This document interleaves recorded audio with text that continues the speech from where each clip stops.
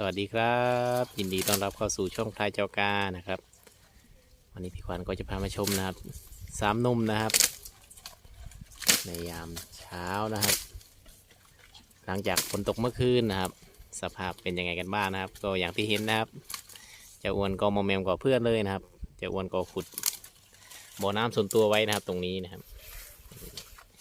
มีน้ำขังด้วยนะครับเจ้าอ้วนเล่นเมื่อคืนเจ้าอ้วนนอนอยู่ตรงนี้นะครับตรงที่ยืนอยู่นะครับ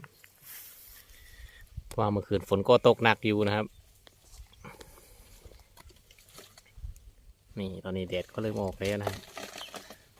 ช่วงนี้พายุเข้าอีกแล้วนะครับเจ้าอ้วนก็อยู่ป่าฝนตกนะครับเล่นโคลนกันนะครับมอมแมมเชือกเลยนะครับแต่เจ้าอ้วนนี่จะหนักกว่าเพื่อนนะครับตอนนี้แดดก็เริ่มออกแล้วนะครับนี่เจ้าอ้วนก็ขุดบ่อไว้ตรงนี้นะครับเล่นเมื่อคืนนะครับ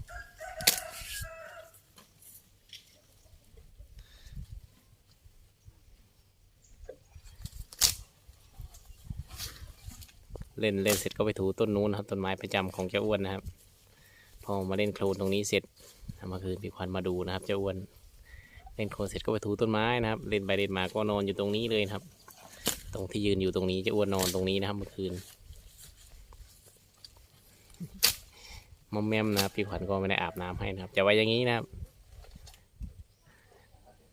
กันแมลงกันยุงนะครับในช่วงกลางคืนนะครับพออาบน้ำให้เจ้าอ้วนก็จะมาเล่นโคลนเหมือนเดิมนะครับก็เลยไม่ได้อาบน้ำนะครับนี่ตอนนี้ก็ให้น้ำให้หญ้านะครับมีกินหญ้านะครับเจ้าอ้วน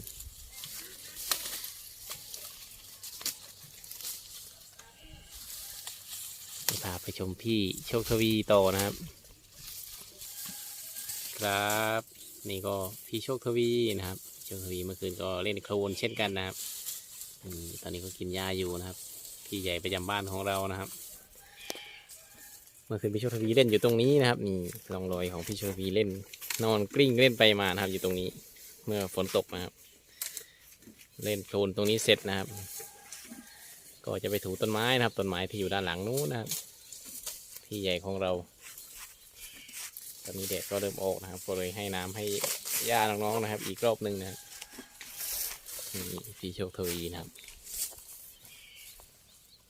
ก็มอมแมมนะครับเล่นโคลนนะครับพี่ขวัญก็จะไว้อย่างนี้เลยนะครับไม่ได้อาบน้ำให้นะครับก็จะได้กันแมลงนะครับกันยุงในช่วงกลางคืนนะครับพี่ใหญ่ก็เริ่มขมับบวมๆแล้วนะครับว่าเริ่มจะสมบูรณ์แล้วนะครับสังเกตดูตรงขมับนะครับตรงหลังตาน้องช้างนะครับนี่ขมับบวมนะครับขมับบวมแล้วทีนี้ก็ต้องรอรุ้นกันนะครับว่าจะตกมันหรือเปล่านะครับพี่ใหญ่ของเราก็เริ่มอ้วนแล้วนะครับอ้วนสมบูรณ์แล้วนะครับขมับก็มีบวมๆมาแล้วนะครับอันนี้คือพี่โชคทวีนะครับพี่โชคทวีงานจะยาวกว่าพี่นำโชคนะครับแต่หน้าตาคล้ายๆกันนะครับพี่ใหญ่นะครับแต่พี่ใหญ่มานอนตรงนี้นะเมื่อคืนนอนอยู่ตรงที่กินหญ้าอยู่นี้นะครับก็รอยพี่ใหญ่นอนนะครับเมื่อกลางคืนนอนตรงนี้นะครับขาก็ยังบวมอยู่นะครับพี่ใหญ่นะครับเมื่อคืนน่าจะเล่นหนักหรือเปล่านะครับขาบวมขึ้นอีกแล้วนะครับ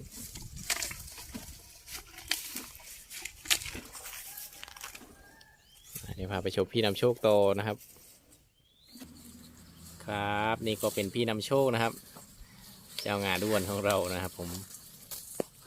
เมื่อคืนก็เล่นนะครับพี่นำโชคก็เล่นอยู่ตรงนี้นะครับร่องรอยนะครับที่เล่นนะครับก็นอนตรงนี้นะพี่นำโชคนะครับนอนพิงตรงเนินตรงนี้นะครับแล้วก็ขยับไปนอนด้านหลังนู้นอีกรอบหนึ่งนะพี่ควานมาดู2 รอบนะครับเมื่อคืนนี่ก็มอมแมมนะครับเล่นโคลนเมื่อคืนนะครับพี่นำโชคนี้ก็เริ่มขมับบวมแล้วนะครับ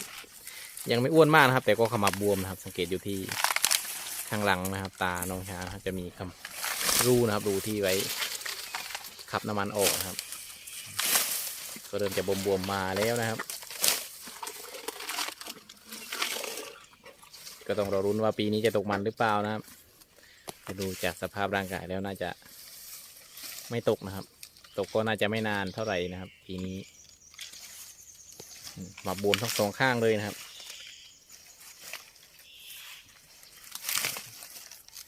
ต้นที่ปลูกพี่นำโชคก็เริ่มใบเหลืองๆแล้วนะครับเพราะว่าแทงเปลือกออกหมดนะครับเปลือกจะหายทั้งสองต้นเลยนะครับจะเล่นนะครับเล่นต้นไม้ที่อยู่ด้านหลังนะครับใช้ปลูกตอนนี้ก็ให้กินหญ้านะครับต้นสับปะรดกินหญ้านะครับ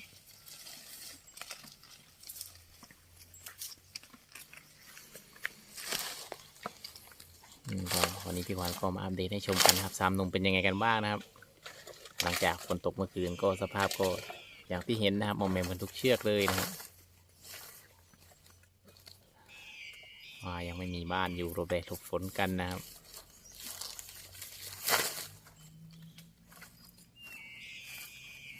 ก็ฝากกดไลค์กดแชร์กดติดตามช่องพลายเจ้าขาด้วยนะครับ